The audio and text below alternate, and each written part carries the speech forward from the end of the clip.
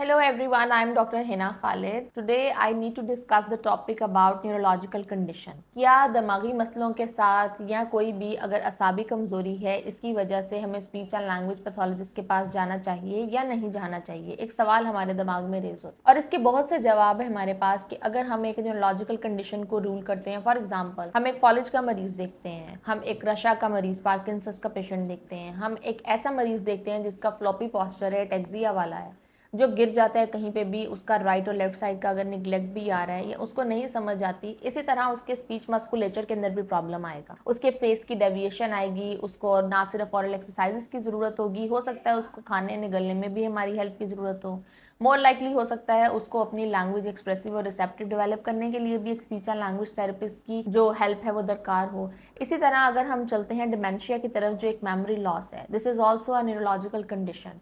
Dementia के जो patients होते हैं उनको अगर आपको ये एक बात कह दो तो उनको तो ऑब्वियसली वर्ड्स वोकैबुलरी ये चीज़ें याद रहती ही नहीं हैं, और डिमेंशिया जो वो लाइफ लॉन्ग है, डिमेंशिया हो गया, अल्जाइमर्स हो गया, इसकी जो रिकवरी या इसका प्रोग्नोसिस है वो टोटली रिहैबिलिटेशन के थ्रू ही है। अगर हम रिहैबिलिटेटिव टेक्निक्स यूज़ करते हैं उस पेशेंट की लैंग्वेज को दोबारा से कंज्यूम या कंजर्वेटिव मेथड के थ्रू वापस लाने की, तो वो उसके लिए हेल्पफुल होता है, और स्पीच एंड लैंग्वेज पैथोलॉजिस्ट बहुत हद तक उसकी लैंग्वेज को वापस लेके आते हैं।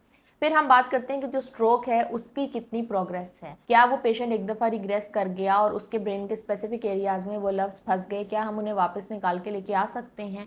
हाँ, हम उनको रिहैबिलिटेटिव पैटर्न से, रिहैबिलिटेटिव टेक्निक से रिस्टोर कर सकते हैं। एफेजिया का या कोई भी न्यूरोलॉजिकल कंडीशन है उसका बहुत अच्छे से speech and language assessment and evaluation से इलाज हो सकता है। Thank you so much.